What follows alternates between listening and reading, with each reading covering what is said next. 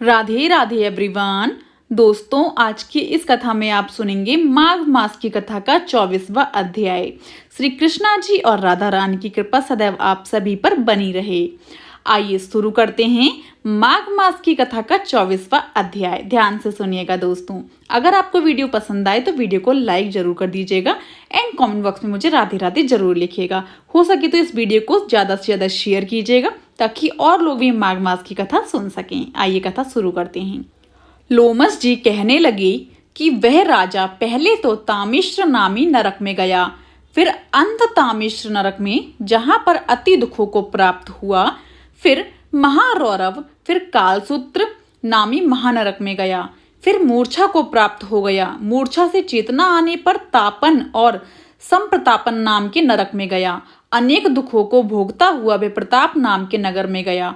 तब काकोल, कुंडपल, पूर्व मृतिका, लोहनशुक, मृजीप आदि नरकों में होता हुआ 80 पत्र वन में पहुंचाया गया। फिर लोहधारक आदि नरकों में गिराया गया। भगवान विष्णु के साथ द्वेष करने के कारण वह 21 युग तक भयंकर नरकों की यातना भोगता हुआ नरक से निकलकर हिमालय पर्वत पर बड़ा भारी प्रसाद हुआ। उस वन में वह भूखा और प्यासा फिरता रहा। उसको मेरु पर्वत पर भी कहीं खाने को ना तो भोजन मिला और ना ही पीने को जल मिला। होत व्यथा के कारण वह पिशाच घूमता हुआ एक समय प्लुप्त प्रस्थवर्ण नाम के वन में जा निकला। वहेड़े के वृक्ष के नीचे वह दुखी होकर हाय में मरा, हाय में मरा ऐसे शब्द जोर जोर से पुकारने लगा और कहने लगा, भूख से दुखी मेरे इस जन्म का कब अंत होगा?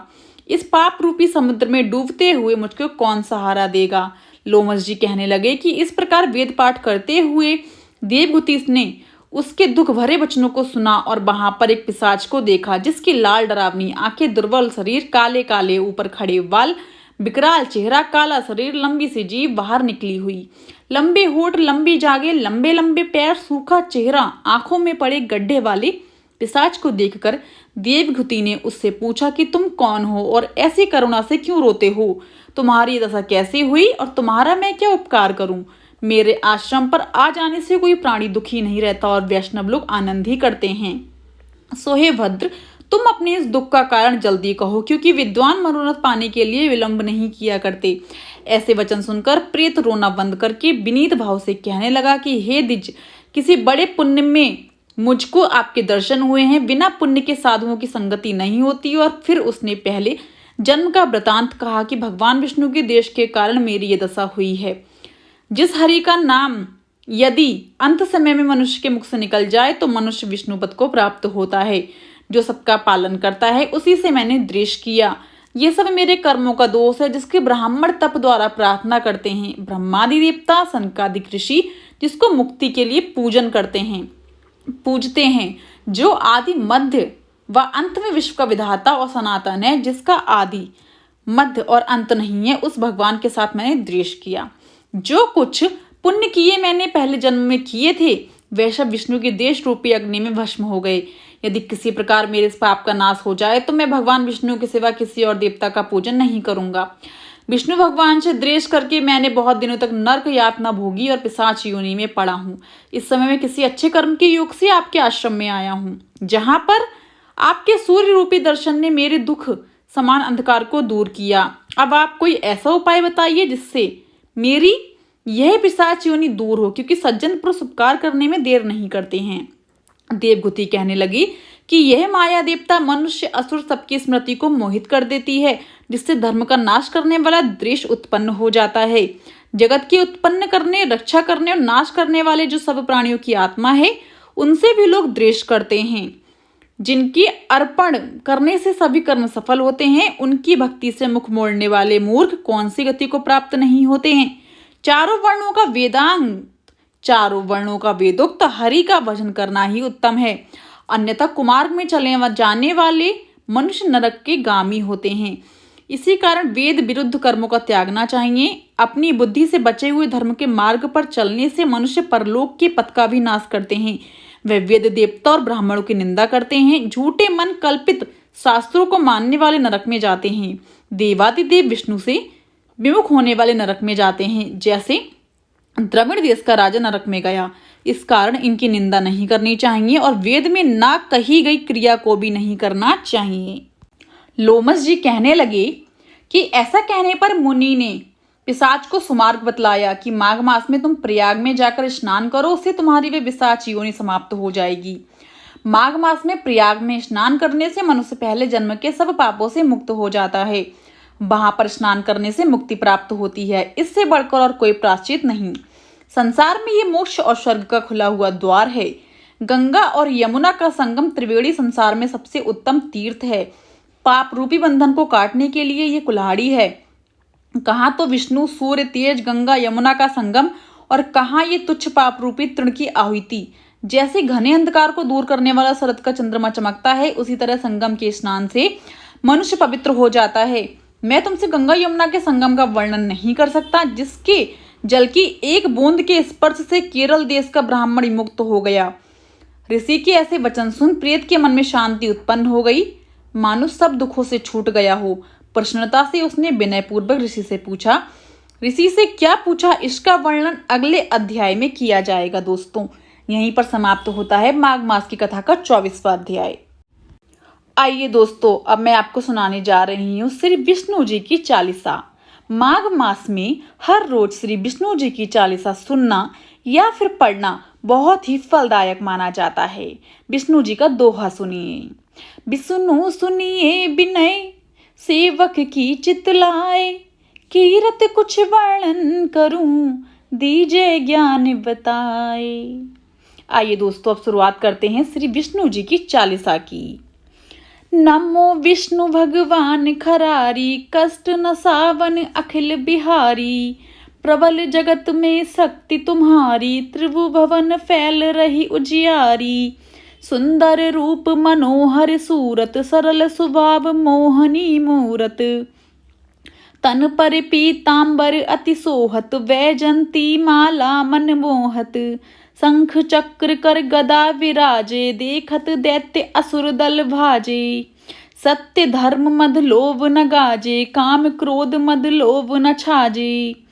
संत भक्त सज्जन मन रंजन, दनुज असुर दुष्टन दल गंजन। सुख उपजाए कष्ट सब भंजन, दोष मिटाए करत जन सज्जन। पाप काट भव सिंधु उतारण, कष्ट नाश कर भक्ति उवारण। करत अनेक रूप प्रभु धारण, केवल आप भक्ति के कारण। धरणि देनु वन तुम ही पुकारा, तब तुम रूप राम का धारा। भार उतार असुर दल मारा, रावण आदि को संघारा। आप बराहे रूप बनाया, हरिणायश को मार गिराया। धर्मत से तन सिंधु बनाया, 14 रत्नन को निकलाया। अमिलख असुरन द्वंद मचाया, रूप मोहनी आप दिखाया। देवन को अमृत पान कराया, असुरन को छवि से बहलाया। कूर्म रूप धरि सिंधु मजाया, मंद्राचल गिरि तुरत उठाया। शंकर का तुम फंद छुड़ाया, भस्मासुर को रूप दिखाया। वेदन को जब असुर डुबाया, कर प्रबंध उन्हें ढूंढवाया। मोहित वन कर खलई नचाया, उसही कर से भस्म कराया। असुर जलंधर अति बलदाई, शंकर से उनकीन लड़ाई। हार पार शिव सकल बनाई, कीन सती से छल खल जाई। सुमिरन कीन तुम्हें शिवरानी, बतलाई सब विपत कहानी। तब तुम बने मुनीश्वर ज्ञानी, वृंदा की सब सुरति भुलानी। देखत 3 दनुज सैतानी, वृंदा आए तुम्हें लपटानी। हो स्पर्श धर्म क्षतिमानी, हना असुर उर शिव सैतानी। तुमने ध्रुव प्रहलाद उबारे, हिरण्याकुश आदिक खल मारे। गणिका और अजामिल तारे, बहुत भक्त भव सिंधु उतारे। हरऊं सकल संताप हमारे, कृपा करऊं हरि सिरजन हारे। देखऊं मैं निज दरस तुम्हारे, दीन बंधु भक्तन हितकारे। चहत आपका सेवक दर्शन, करऊं दया अपनी मधुसूदन। जानू नहीं योग्य जब पूजन, होए यज्ञ स्तुति अनुमोदन। शील दया संतोष सुलक्षण, विदित ब्रहि व्रत बोध विलक्षण। करहूँ आपका किसी विधि पूजन, कुमति विलोक होत दुख भीषण। करहूँ प्रणाम कौन विधि सुमिरण, कौन भांति में करहूँ समर्पण। सुर मुनि करत सदा सेवकाई, हर्षित रहत परम गति पाई। दीन दुखिन पर सदा सहाई, निज जन जान लेव अपनाई। पाप दोष संताप नसायो, भव बंधन से मुक्त करायो। सुख संपत्ति दे सुख उपजाओ, निज चरणन का दास बनाओ। निगम सदा ये विनय सुनावे, पढ़े सुने जो जन सुख पावे। दोस्तों, यहीं पर हमारी विष्णु चालीसा समाप्त होती है। अब शुरू करते हैं, अब सुनते हैं विष्णु जी की आरती। ओम जय जगदीश हरि, स्वामी जय जगदीश हरि। भक्ति जनों के संकट, दास जनों के संकट क्षण में दूर करें। ओम जय जगदीश हरि।